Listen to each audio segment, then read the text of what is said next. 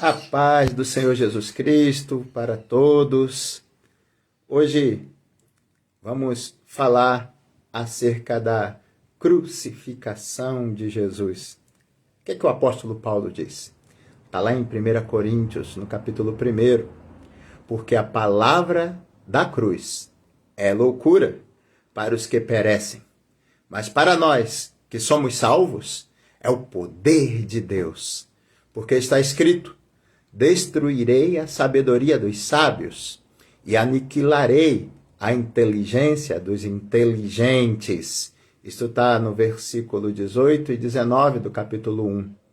E o versículo 27 ainda diz: mas Deus escolheu as coisas loucas deste mundo para confundir as sábias. E Deus escolheu as coisas fracas deste mundo para confundir as fortes. E Deus escolheu as coisas vis deste mundo, e as desprezíveis, e as que não são, para aniquilar as que são, para que nenhuma carne se glorie perante ele. Aleluia, glória a Deus. A crucificação, de fato, é algo difícil da gente compreender. A palavra garante que o Senhor, ele se destituiu de sua glória para que pudesse fazer esta obra maravilhosa, resgatando o mundo. E entender a cruz tem um significado bem especial. E hoje, diante de tantas coisas que a gente pode falar acerca deste assunto, eu queria falar sobre o ladrão que foi crucificado junto com Jesus. Às vezes, nós emitimos palavras de julgamento, dizemos para as pessoas que elas não podem, elas não são, elas não têm, e nunca vão ter, nunca vão ser e nunca vão poder. E eu vejo na palavra da cruz, que foi nos legada através dos apóstolos, e deixo aqui Mateus capítulo 27, Marcos capítulo 15, João capítulo 19 e Lucas 23, que falam acerca da crucificação de Jesus. Se a gente for olhar na ótica humana, o ladrão que foi, ou os ladrões, que foram crucificados, eles não teriam chance nenhuma de estarem no céu. Segundo consta, só era crucificado quem realmente fez coisa muito ruim. Ou seja, eram pessoas más. E notem que os ladrões estavam lá junto com Jesus. A gente, às vezes, não compreende a graça de Deus. E esta palavra que trata acerca da salvação de um ladrão, que deve ter feito coisas muito cruéis para estar ali na cruz. A salvação dele revela para a gente que a gente não sabe nada acerca das coisas de Deus.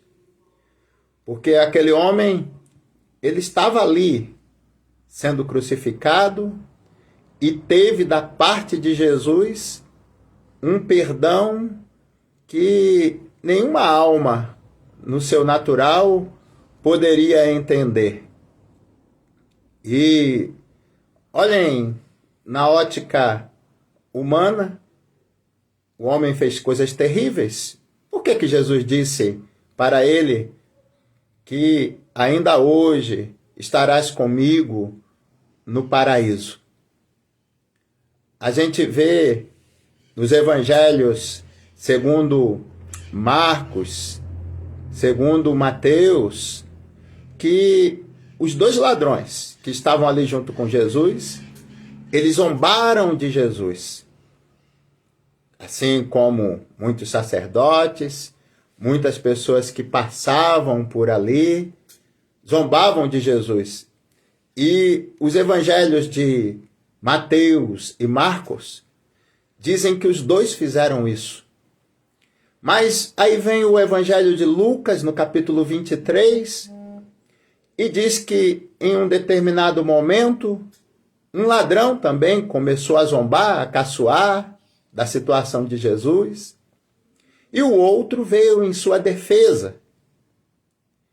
E a gente, às vezes, não compreende o porquê este ladrão, que em momentos antes estava ali zombando de Jesus junto com o outro, e de repente ele veio em defesa de Jesus. E notem que ele veio em defesa em uma situação bem peculiar, porque para mim, para você e para muitos que se dizem cristãos, é necessário algum sobrenatural para crer em Deus. É necessário que Deus cure, é necessário um profeta vir e falar algo que aquela pessoa está esperando, enfim, um sobrenatural para poder crer. Mas aquele ladrão que estava ali, ele creu também de uma forma sobrenatural. E volto a dizer, tempos antes, não muito tempo, ele estava zombando junto com o outro. Mas algo aconteceu para que ele passasse, ao invés de zombar, a defender Jesus. Primeiramente, ele viu ali um homem semelhante a ele, que cruelmente foi açoitado, que colocaram aquelas traves nas mãos e nos pés, e os romanos o faziam de uma forma cruel, porque os que eram crucificados eram dobrados seus joelhos, de uma tal maneira que eles iam morrer, mas ia demorar mais um pouquinho de tempo, porque se não dobrassem os joelhos e pregassem os pés com os joelhos dobrados, os crucificados morreriam rápido. E a medicina explica bem isto. Então, aconteceu algo na trajetória ali dos acontecimentos e que não durou muito tempo, né? Para que aquele ladrão mudasse de ideia. E aí é que vem a mensagem da graça, a mensagem do verdadeiro evangelho.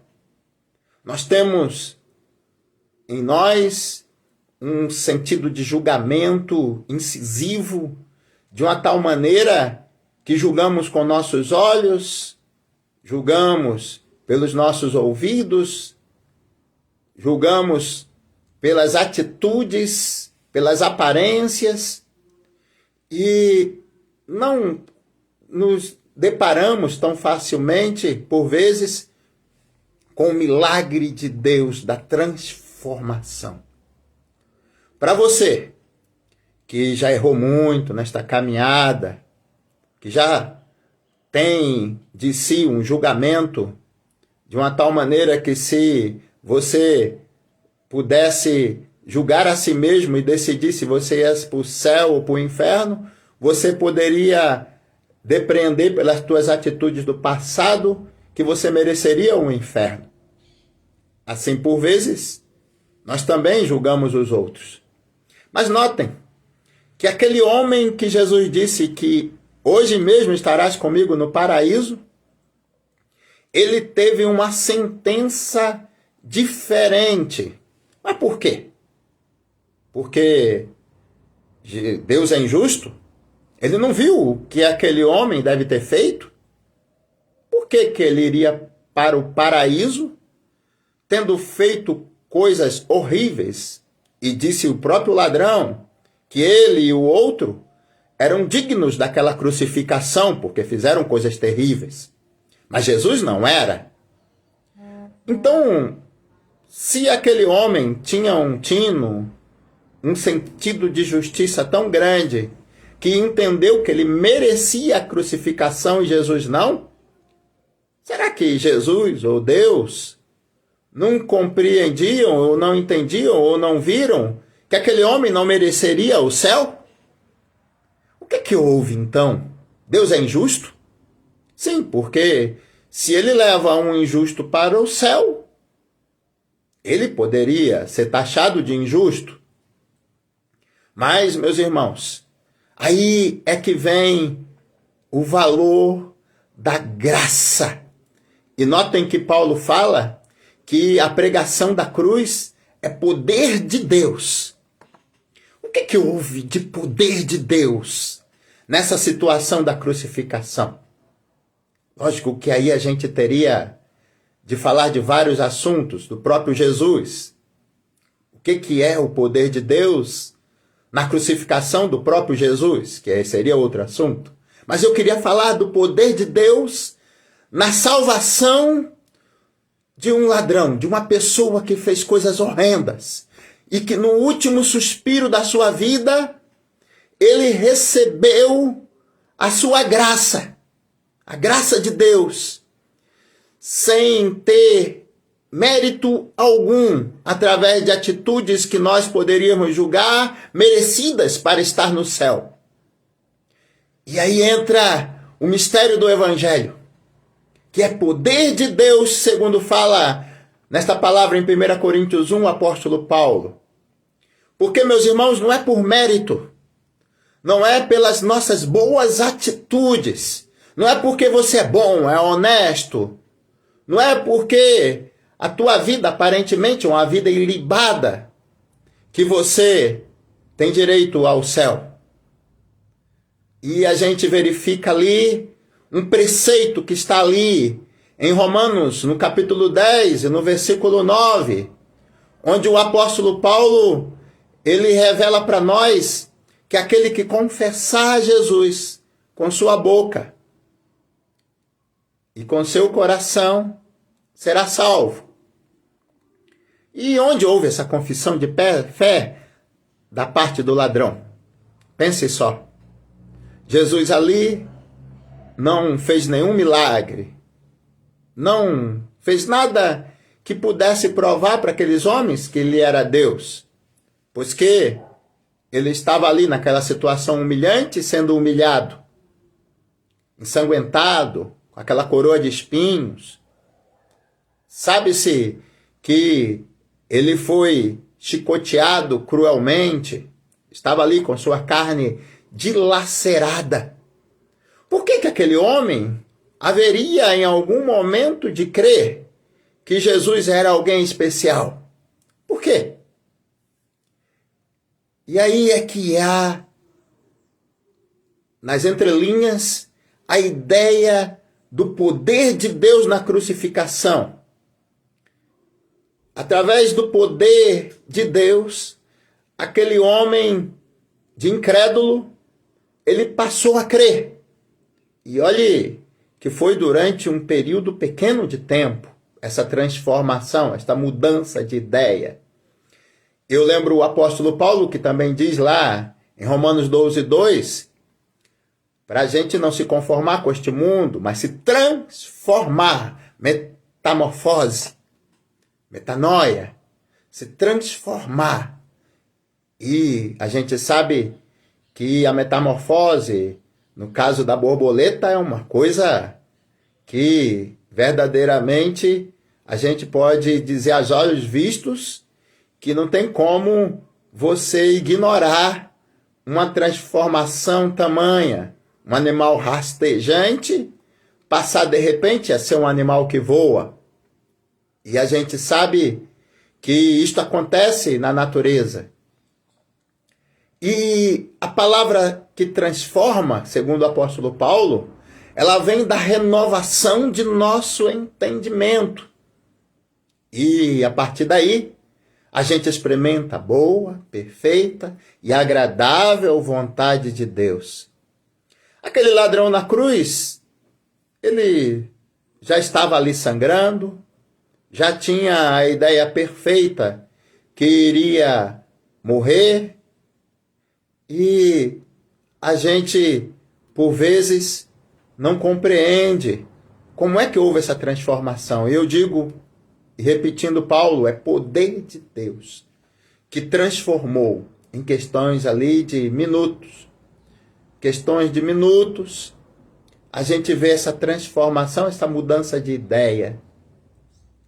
E por isso eu digo para você, da mesma maneira que o poder de Deus, ele fez com que aquele ladrão, em questão de minutos, mudasse de ideia, todos nós temos nisto uma esperança. A Bíblia diz que aquele que crê e for batizado será salvo. Quem não crê será ou já está condenado. E o ladrão na cruz não pôde nem ser batizado, mas Deus, na sua justiça, entendeu que era impossível para aquele ladrão ser batizado.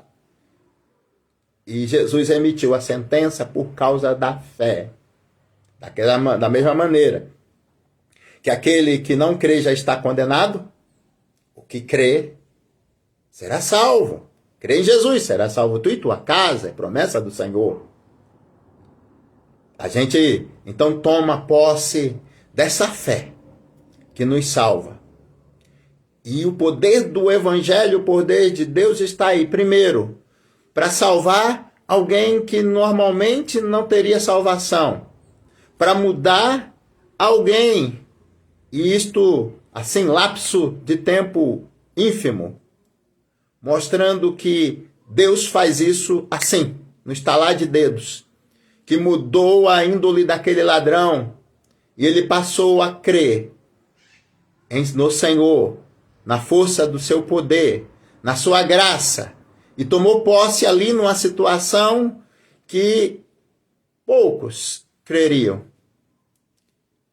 Como é que está a sua vida? Você, há pouco, fez coisas terríveis, praticou o mal e acha-se indigno? O ladrão na cruz, este que recebeu da parte de Jesus a promessa da salvação, ele traz para você uma esperança na palavra do Senhor por conta da fé. E se você crê, como diz a palavra, os teus pecados são jogados nas profundezas do mar. E alguns dizem, parodiando essa palavra, joga no mar do esquecimento. Mas nós, meus irmãos, estamos aqui crendo nessa justiça de Deus, porque o mistério da transformação está aí. Dantes, um ladrão que fez coisas terríveis, mas ali em poucos minutos, não sei se em uma hora, ele mudou de ideia, e essa mudança de ideia fez Deus o ver de maneira diferente, porque o próprio Deus, com certeza, pelo seu poder, o transformou. E Deus, nisto aí, ele é justo. Porque haveria de ir para o inferno uma pessoa que foi transformada, que foi mudada, e ainda mais pelo próprio Deus. O Evangelho é isto, é transformação. Nós antes éramos indignos, destituídos da glória de Deus, segundo Romanos capítulo 3, versículo 23.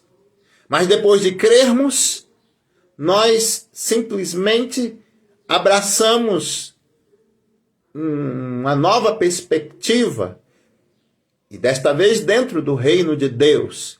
Enquanto vivos, vivemos para Cristo, com Cristo. E se Ele resolver nos levar pelos laços da morte, estaremos com Ele no paraíso, como aquele ladrão.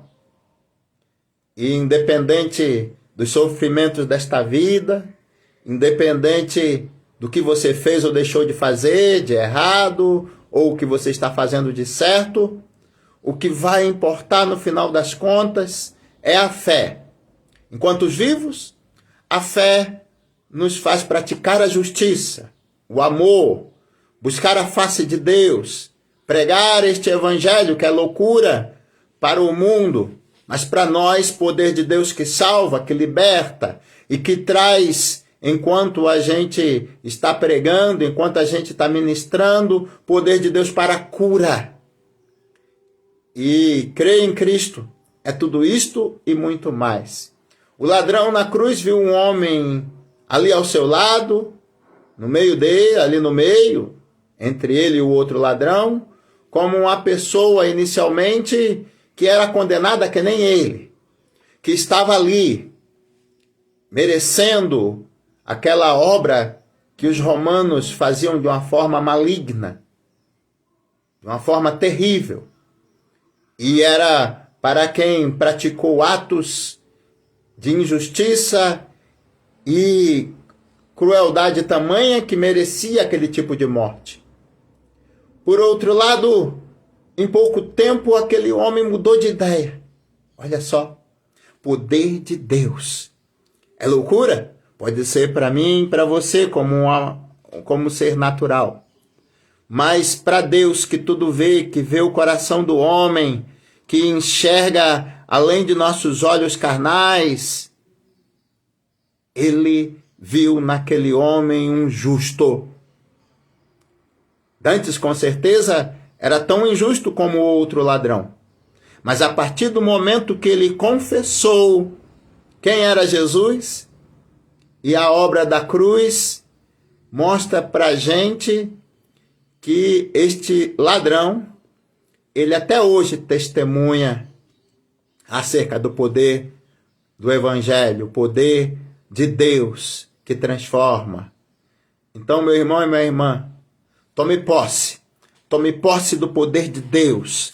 Creia que Deus sabe todas as coisas. E como diz a palavra, Deus escolheu as coisas vis deste mundo, porque Ele resolveu se fazer carne diante de nós e resolveu que iria utilizar da podridão do mundo, daquela obra maléfica, cruel dos romanos, para poder mostrar para a gente o poder de Deus, como Ele transforma, como Ele muda pessoas. Então você quer mudar o mundo? Você e eu não temos poder, mas o poder de Deus pode transformar aqueles que estão ao teu lado, transformar aqueles que você conhece, que parece que não tem jeito. E não é à toa que a gente pode entender que Jesus, enquanto homem, enquanto estava ali vivendo entre os homens, era tido como carpinteiro, filho de carpinteiro. E a palavra garante que Deus aplana nossas veredas. Deixa Deus aplanar você, deixar você retinho. Deixa Jesus trabalhar na tua vida, creia nele. E em nome de Jesus, vai dar tudo certo para você. Deus escolheu as coisas vis deste mundo, as desprezíveis, que não são, para aniquilar as que são. Aniquilar justamente o teu entendimento. Então ele fez as coisas loucas para confundir as sábias. E lá em Romanos 11, o Senhor Jesus dá graças a Deus, dizendo que estas coisas foram reveladas aos pequeninos, não foram reveladas aos sábios e entendidos. Então, se você é sábio e entendido, pega essa palavra e joga no lixo. Mas se você quiser a sabedoria de Deus e buscar a sabedoria de Deus para a tua vida, para o teu bom viver, guarda esta palavra no teu coração. Glorificado seja o nome do Senhor. Toma posse da justiça, toma posse da fé, toma posse da vida eterna, toma posse da palavra de Deus que pode te nortear nesta vida e te guiar por um porvir muito melhor, com certeza, do que o nosso viver atual. Vamos fazer uma oração. Se algum problema você tem na tua casa, na tua vida, e você quer este poder de Deus que transforma, que liberta, que faz a diferença, creia somente. Põe a mão no teu coração e ore junto comigo. Meu Senhor Jesus e meu Deus, aqui estamos, meu Senhor, colocando-nos diante de Ti, não como sábios, não como entendidos, não como pessoas que acham que tudo sabe, mas nos colocamos diante de Ti como pessoas que são necessitadas de Ti, da Tua graça, do Teu poder. E, meu Senhor, se esta pessoa que está assistindo, ela praticou coisas más e que achava que nunca teria esperança diante de Ti, que ela neste momento possa estar ciente que o Senhor é quem muda, quem transforma, e pelo Teu poder tudo é possível. Por isso eu peço a Ti, Senhor, que o Senhor mude, meu Deus amado, a personalidade que os psicólogos dizem que é impossível de mudar, que o Senhor mude o caráter, e esta pessoa que se julga indigna do Teu céu de glória possa entender que dantes, o ladrão na cruz, que Jesus disse que estaria com ele no paraíso, também era indigno. Também se achava indigno. As pessoas achavam que ele era indigno. Mas Jesus disse não. A sabedoria do mundo disse que ele iria para o inferno. Mas a sabedoria de Deus o resgatou do inferno e levou para os céus de glória. Eu peço, meu Senhor, que este ou esta que se acha indigno ou indigna da Tua presença, seja no agora, seja no porvir, que ela entenda que tudo pode ser mudado pelo poder da Tua graça, meu Senhor.